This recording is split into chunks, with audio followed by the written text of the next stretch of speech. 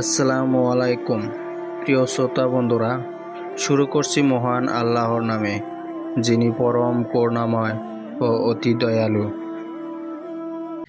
প্রিয় দর্শক, ইব্রাহিম আলাইহিস সালাম স্বীয় কওমকে প্রথমে তাওহীদের দাওয়াত দেন।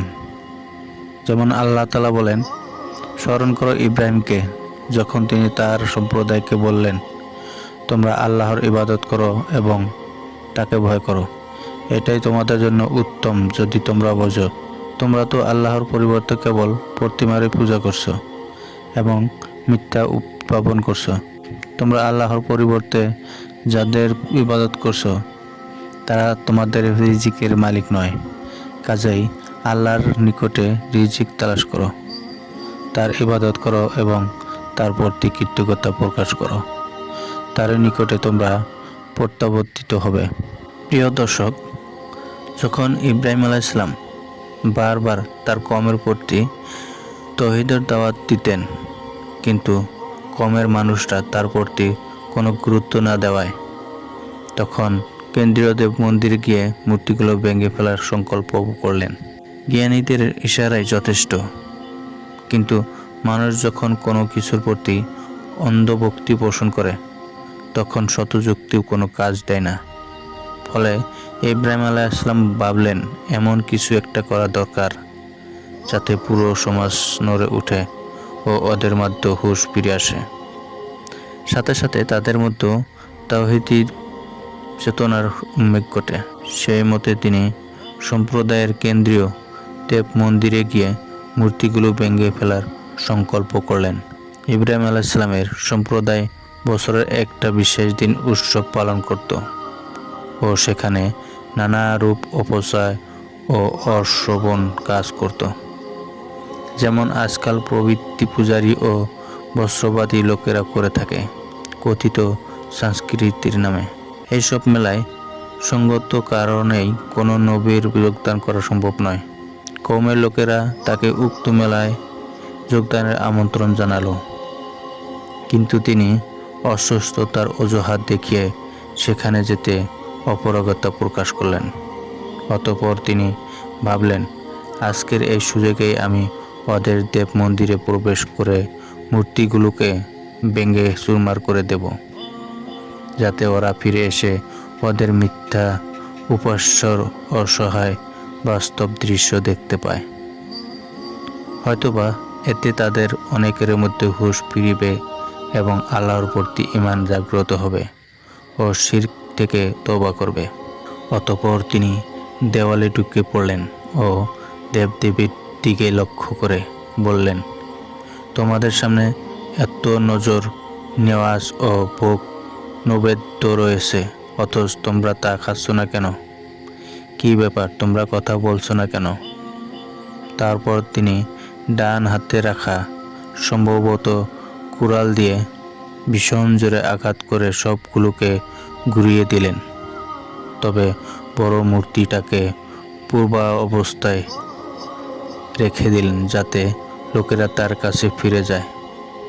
মেলা শেষে লোকজন ফিরে এলো এবং যথারীতি দেব মন্দিরে গিয়ে প্রতিমাগুলির অবস্থা দেখে হতবাক হয়ে গেল। তারা বলাবলি করতে লাগলো, এটা নিশ্চয় ইব্রাহিমের কাজ হবে, কেননা তাকে আমরা সবসময় মূর্তি পূজার বিরুদ্ধে বলতে শুনেছি। অতঃপর ইব্রাহিমকে সেখানে ডেকে আনা হলো এবং জিজ্ঞেস করলো, হে ইব্রাহিম, তুমি কি আমাদের উপাস্যদের সাথে এরূপ আচরণ করেছ? ইব্রাহিম আলাইহিস সালাম বললেন, বরং এই বড় মূর্তিটাই এই কাজ করেছে। নইলে এদেরকে জিজ্ঞাসা করো, যদি তারা কথা বলতে পারে। সম্প্রদায়ের নেতারা একথা শুনে লজ্জা পেল এবং মাথা নিচু করে বলল, তুমি তো জানো যে এরা কথা বলতে পারে না।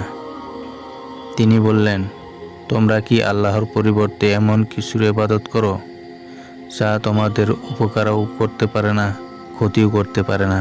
তিনি আরও বললেন, তোমরা এমন বস্তুর পূজা করো যা তোমরা নিজে হাতে তৈরি করো, অথচ আল্লাহ তোমাদেরকে ও তোমাদের কর্মসমূহকে সৃষ্টি করেছে দিক তোমাদের জন্য। ধিক্কার তোমাদের জন্য, এবং আল্লাহ ব্যতীত তোমরা তাদের পূজা করো ওদের জন্য। তোমরা কি বোঝো না? তারপর যা হবার তাই হলো। জিদ ও অহংকারের বশবর্তী হয়ে সম্প্রদায়ের নেতারা ইব্রাহিমকে চূড়ান্ত শাস্তি দেওয়ার পরিকল্পনা করল। তারা সিদ্ধান্ত নিল যে একে আর বাঁচতে দেওয়া যাবে না। শুধু তাই নয়, একে এমন দৃষ্টান্তমূলক শাস্তি দিয়ে মারতে হবে যেন কেউ এর দলে যেতে সাহস না করে।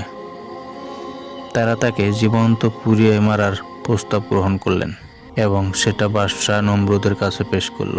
সম্রাটের মন্ত্রী ও দেশের প্রধান পুরোহিতের ছেলে ইব্রাহিম, অতএব তাকে সরাসরি সম্রাটের দরবারে আনা হলো। হযরত ইব্রাহিম আলাইহিস সালাম এটাকে সর্বোচ্চ পর্যায়ে তাওহীদের দাওয়াত দেওয়ার সুযোগ হিসেবে গ্রহণ করলেন।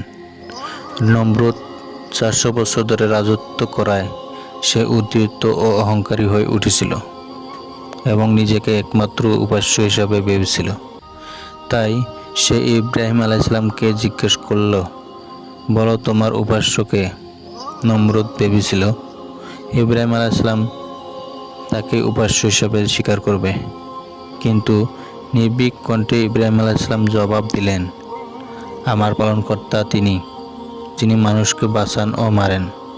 মোটাবুদ্ধির নমরুদ বলল, আমি বাঁচাই ও আমি মারি, অর্থাৎ মৃত্যুদণ্ডপ্রাপ্ত আসামিকে খালাস দিয়ে মানুষকে বাঁচাতে পারি, আবার খালাসের আসামিকে মৃত্যুদণ্ড দিতে পারি।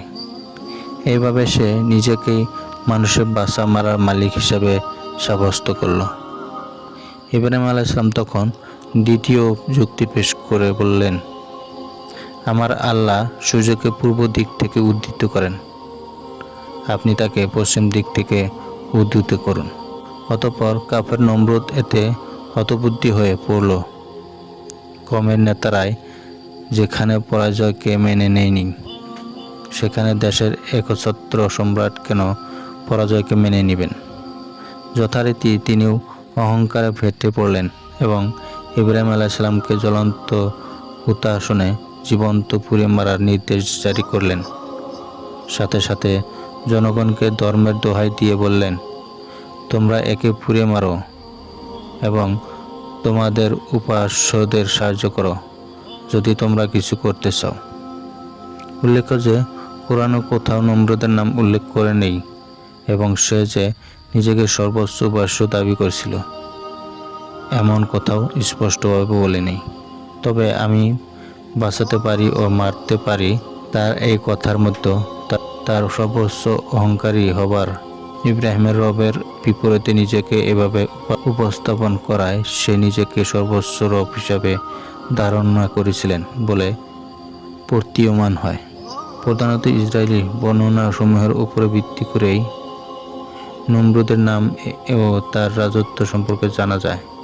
কোরআন কেবল অতটুকু বলেছে যতটুকু মানবজাতির হেদায়েতের জন্য প্রয়োজন। যুক্তিতর্কে হেরে গিয়ে নমরুদ ইব্রাহিম আলাইহিস সালামকে জীবন্ত পুড়িয়ে মারার হুমকি দিলেন। অতঃপর তার জন্য বিরাট আকারে আয়োজন শুরু হয়ে গেল। আল্লাহ বলেন, তারা ইব্রাহিমের বিরুদ্ধে মহাফন্দি আঁটতে চাইল, অতঃপর আমরা তাদেরকেই সর্বাধিক ক্ষতিগ্রস্ত করে দিলাম। অন্যত্র আল্লাহ বলেন, আমরা তাদেরকে পরাভূত করে দিলাম, অতঃপর একটা বৃত্ত নির্মাণ করা হলো এবং সেখানে বিরাট অগ্নিকুণ্ড তৈরি করা হলো, তারপর সেখানে তাকে নিক্ষেপ করা হলো। হযরত আব্দুল্লাহ ইবনে আব্বাস রাদিয়াল্লাহু আনহু হতে বর্ণিত যে জ্বলন্ত অগ্নিকুণ্ডে নিক্ষেপের সময় ইব্রাহিম আলাইহিস সালাম বলে উঠলেন, আমার জন্য আল্লাহ যথেষ্ট, তিনি কতই না সুন্দর তত্ত্বদায়ক। একই প্রার্থনা শেষ নবী মুহাম্মদ সাল্লাল্লাহু আলাইহি সাল্লাম করেছিলেন। উহুদ যুদ্ধে আহত মুজাহিদগণ যখন শুনতে পান যে আবু সুফিয়ান মক্কায় ফিরে না গিয়ে পুনরায় ফিরে আসছেন মদিনায় মুসলিম শক্তিকে নিশ্চিহ্ন করার জন্য, তখন হামরাউল আসাদে উপনীত তার পশ্চাদ্ধাবনকারী 70 জন আহত সাহাবীর ক্ষুদ্র দল রাসূলের সাথে বলে উঠেছিল, আমাদের জন্য আল্লাহ যথেষ্ট, তিনি কতই না সুন্দর। তত্ত্বধায়ক। ঘটনাটি কোরআনেও বর্ণনা হয়েছে। এইভাবে পিতা ইব্রাহিম ও পুত্র মুহাম্মাদের বিপদ মুহূর্তের বক্তব্য শব্দে শব্দে মিল হয়ে যায়।